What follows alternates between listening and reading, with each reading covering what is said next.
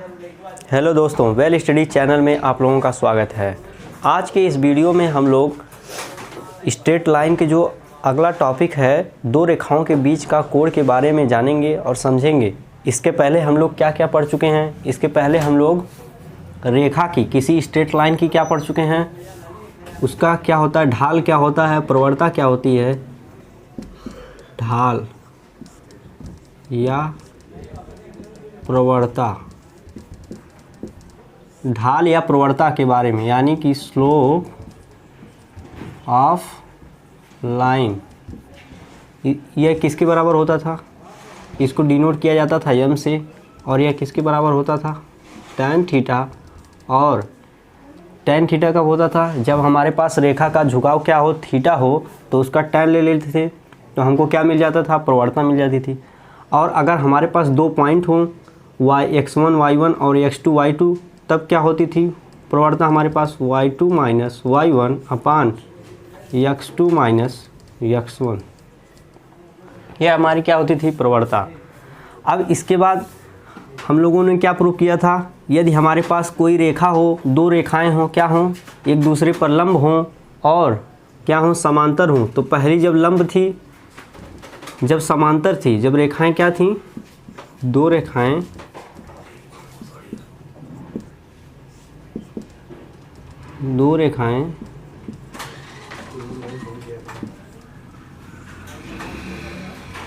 समांतर हों तो उनकी प्रवणताएं क्या थीं? आपस में पहली रेखा की प्रवणता बराबर दूसरी रेखा की प्रवणता। और दूसरा हम लोग क्या पढ़े थे? जब क्या हों, दोनों रेखाएं क्या हों? लंब हों, तो उस कंडीशन में क्या था? उस कंडीशन में पहली रेखा का प्रवणता दूसरी रेखा की प्रवणता का गुणनफल किसके बराबर था? -1 के। यहाँ तक हम लोग पढ़ चुके थे। अब हम लोग, अगर दो रेखाएं समांतर हैं तो उनके बीच क्या, कितने एंगल का कोण बनता है? 0, और लंब में तो 90 डिग्री। तो यहाँ से क्या हो सकता है? यहाँ से हम लोग क्या कर सकते हैं? अगर जब हमारे पास यह दो कोण ना बने रेखाओं के बीच, 0 अंश और 90 अंश कोण ना बन के कोई और कोण बने, तो उस कंडीशन में हम लोग रेखाओं के बीच का कोण कैसे निकालेंगे, तो उसके बारे में जानते हैं कि उनको कैसे निकाला जाता है। इस वीडियो में हम इस बारे में जानेंगे। जब दो रेखाएं हमारे पास हों, आपस में लंब हों, लंब ना हों और एक दूसरे के समांतर ना हों, तो उस कंडीशन में कैसे हम उनके बीच का कोण निकालेंगे। तो अब मैं मान ले रहा हूँ, क्या मान रहा हूँ? माना रेखाएं L1 एवं L2 हैं,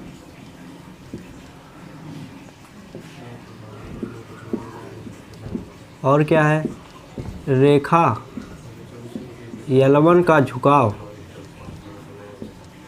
रेखा L1 का झुकाव किसके बराबर है? अल्फा के। और रेखा L2 का झुकाव किसके बराबर है? बीटा का। यह दोनों मैं मान के चल रहा हूँ कि हमारे पास दो रेखाएं हैं और वह पहली रेखा x अक्ष के साथ अल्फ़ा एंगल बनाती है और दूसरी वाली रेखा अल्फ़ा x अक्ष के साथ बीटा एंगल बनाती है। तो इसका फिगर कैसे बनेगा?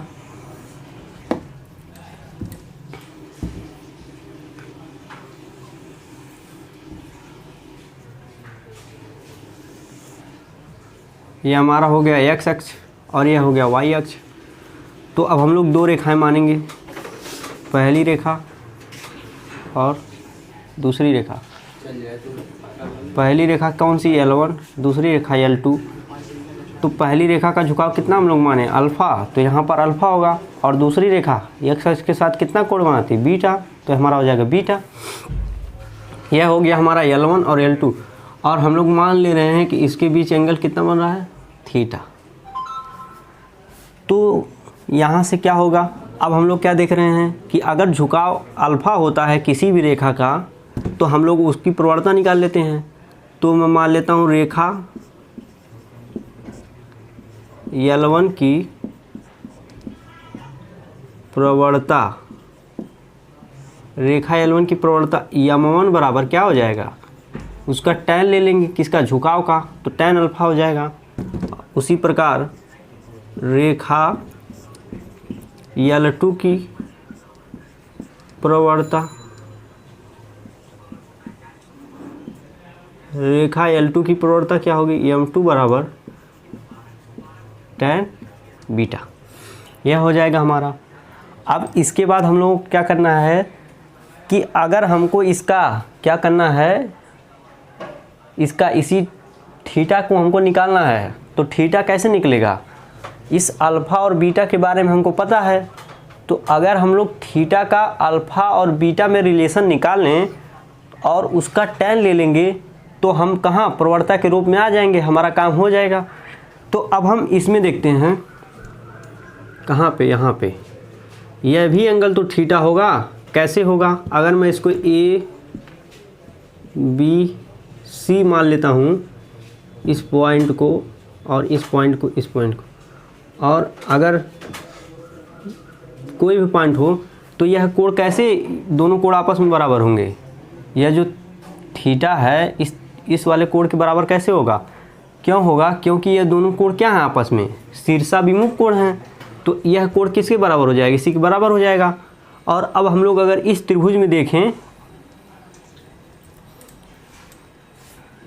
त्रिभुज ABC में देखें, अगर हम लोग त्रिभुज ABC में क्या होगा कि जो यह बीटा है वह क्या है, बाह्य कोण है, किस त्रिभुज का, ABC त्रिभुज का। यहाँ मैं फिगर बना रहा हूँ, यही तो बीटा है और यह हमारा क्या है, ABC त्रिभुज है, एक ABC त्रिभुज है और यहाँ बीटा एंगल बन रहा है और यह एंगल हमको पता है कितना है, अल्फ़ा है, और यह कितना, थीटा।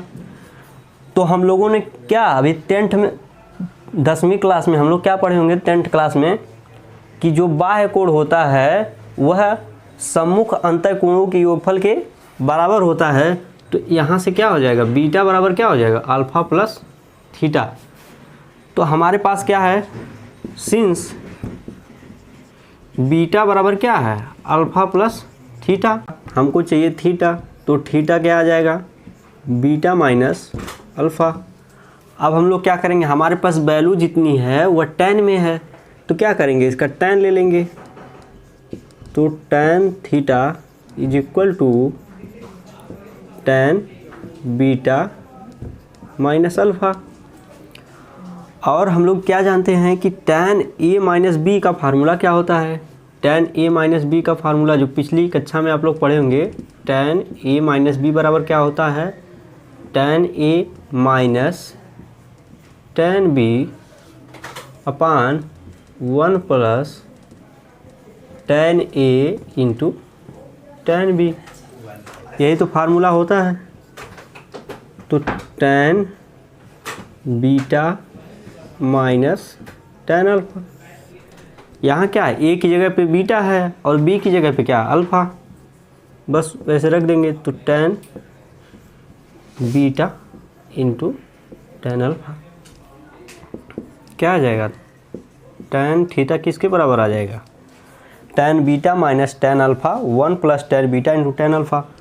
और अब हम लोग क्या जानते हैं कि tan बीटा क्या है, M2 के बराबर है, यहाँ से क्या आ जाएगा M2, और tan अल्फ़ा किसके बराबर है, M1 के, तो M2 माइनस M1 प्लस 1 अपान 1 plus M1 into M2। tan beta बराबर क्या है, M2 है, और tan अल्फ़ा बराबर क्या है, M1।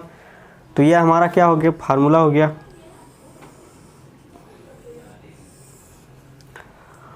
अब हम लोग देखेंगे कि यहाँ पर क्या हो रहा है, यहाँ पर एक ही कोण नहीं बन रहा है, एक कोण तो थीटा बन रहा है लेकिन एक और इधर कोण बन रहा है। तो यह क्या है, अगर थीटा न्यून कोण है तो यह क्या होगा, अधिक कोण होगा। क्यों होगा, अगर हमारे पास एक कोई लाइन है उस पर एक कोण इधर बन रहा है, दूसरा कोण इधर बन रहा है,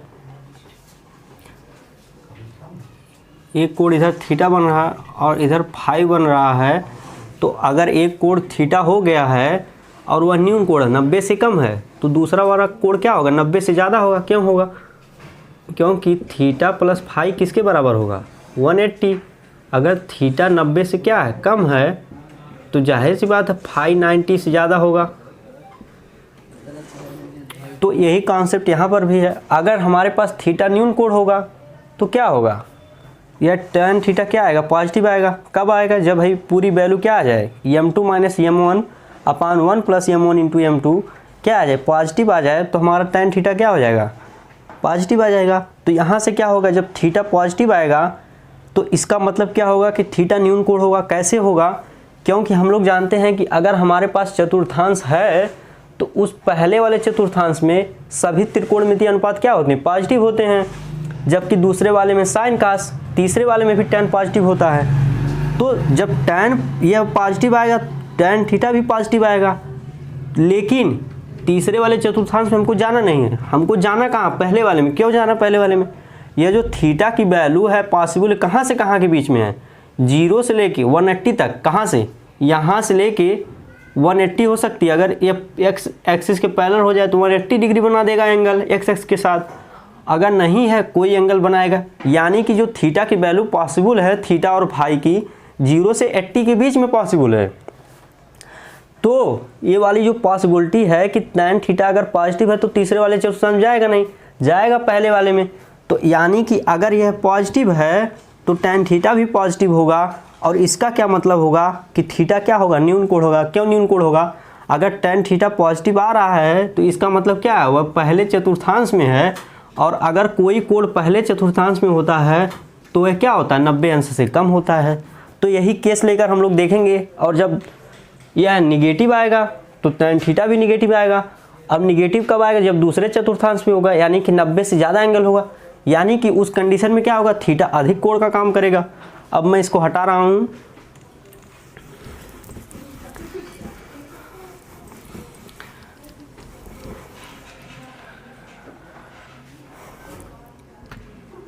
क्या है केस फर्स्ट, केस फर्स्ट में क्या है, if m2 minus m1 upon 1 plus m1 into m2 is greater than 0। Positive का मतलब क्या है ग्रेटर देन 0 होगा। तो यहाँ से क्या आएगा tan theta is also greater than 0।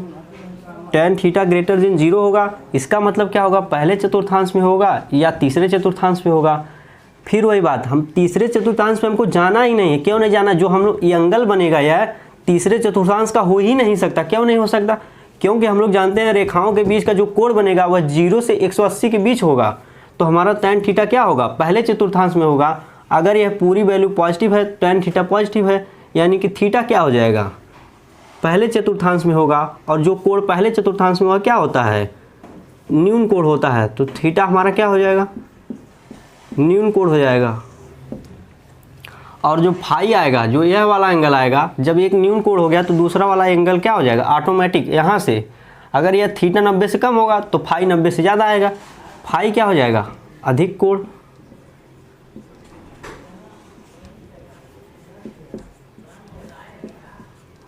और केस सेकंड क्या होगा, केस सेकंड में क्या होगा, if m2 minus m1 upon 1 plus m1 into m2 is less than 0। यानी कि क्या होगा यह निगेटिव होगा। तो tan थीटा क्या आएगा लेस देन 0 आएगा। कहाँ से, यहाँ से। अगर यह पूरी वैल्यू निगेटिव है तो यह भी निगेटिव होगा। तो क्या होगा tan थीटा निगेटिव आ गया। अगर tan थीटा निगेटिव आ गया तो यह थीटा हो कहाँ सकता है, या तो इसमें होगा या तो इसमें होगा। अगर निगेटिव है तो tan थीटा दूसरे चतुर्थांश में होगा, यानी कि थीटा क्या होगा अधिक कोण।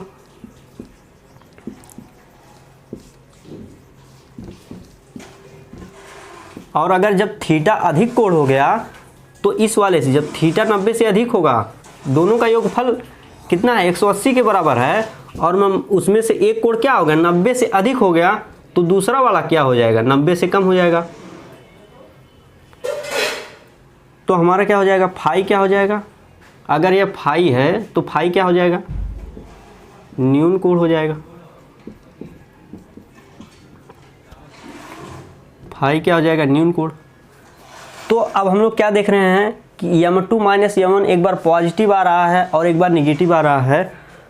तो हम लोग जब 11th में पढ़े होंगे अभी पिछले चैप्टर में, दूसरे वाले में, रिलेशन एंड फंक्शन में, कि कोई एक फंक्शन जब उसका आउटपुट क्या आता है, जब कोई हमारे पास एक ऐसा x हो, वह क्या हो रहा हो, माइनस एक्स भी हो रहा हो और x भी हो रहा हो, तो उसको कैसे लिखा जाता है, मॉड ऑफ x लिखा जाता है। यानी कि हमारे पास यदि क्या हो, थीटा क्या हो, न्यून कोण हो, हम लोग लेके चल रहे हैं थीटा क्या हो, न्यून कोण हो, तो उस कंडीशन में क्या होगा, हमको क्या करना है, इसको निगेटिव करना ही नहीं है। निगेटिव नहीं करना तो क्या करेंगे, हम लोग मॉड ले लेंगे इसका। तो m2 minus m1 1 plus m1 into m2, यह किसके बराबर आएगा, tan थीटा। तो दो रेखाओं के बीच का जो न्यून कोण बनता है उसको ज्ञात करने के लिए यही फार्मूला आता है। तो यह हमारा हो गया दो रेखाओं के बीच का कोण। क्या हो गया, दो रेखाओं के बीच का कोण जब उनका झुकाव क्या हो, अल्फा हो और बीटा हो, और या उनकी प्रवणताएं कितनी हो, m1 और m2, दो रेखाएं हों जिनकी प्रवणताएं m1 और m2 हों, तो उसके लिए उन दोनों रेखाओं के बीच का कोण किसके बराबर होता है, mod of m2 minus m1 upon 1 plus m1 into m2। यह हमारा हो गया। अब इसके बाद हम लोग देखेंगे कि अगर हमारे पास कोई तीन बिंदु हो, वह संरेख है, क्या है, संरेख है अगर, तो उस कंडीशन में प्रवणता का क्या प्रतिबंध आता है। अभी हम लोग क्या पढ़े थे, समांतर रेखा पढ़े थे। तो उसके लिए प्रतिबंध क्या आया था प्रवणता का, कि अगर दो रेखाएं समांतर होंगी तो उनकी प्रवणताएं क्या होंगी, आपस में बराबर होंगी, और अगर लंब होंगी तो उन दोनों रेखाओं की प्रवणताओं का गुणनफल किसके बराबर आएगा, -1 के बराबर आएगा। और दोनों रेखाओं के बीच का कोण किसके बराबर आएगा, वह इतना तीन चीज़ हम लोग पढ़ चुके हैं। अब चौथी चीज़ क्या पढ़ना है कि अगर हमारे पास यदि A B C तीन बिंदु हों तो ए संरेख होंगे जब क्या हो जाए, जब AB की प्रवणता, यह हमारा अगर कोई पॉइंट होगा ऐसे एक ही लाइन पे जब उपस्थित होगा ABC, तो एक रेखा AB बनेगी, एक रेखा BC बनेगी और एक तीसरी रेखा क्या बनेगी, AC। लेकिन अगर हमारे पास यह दो रेखा बन रही AB और BC, तो जब क्या हो जाए, प्रवणता क्या हो जाए, जब प्रवणता BC इज इक्वल टू क्या हो जाए, प्रवणता AB, जब इनमें से किसी दो बिंदुओं के बीच की, जो इनमें से कोई दो बिंदुओं के बीच की जो दूरी होगी वही एक रेखा का काम करेगी, उस रेखा का क्या हो जाए, प्रवणता क्या हो जाए, इसकी प्रवणता इस रेखा की और इस रेखा की प्रवणता क्या हो जाए, बराबर हो जाए। तो हम लोग कह सकते हैं कि तीन बिंदु क्या होंगे, वे तीनों बिंदु क्या होंगे, संरेख होंगे।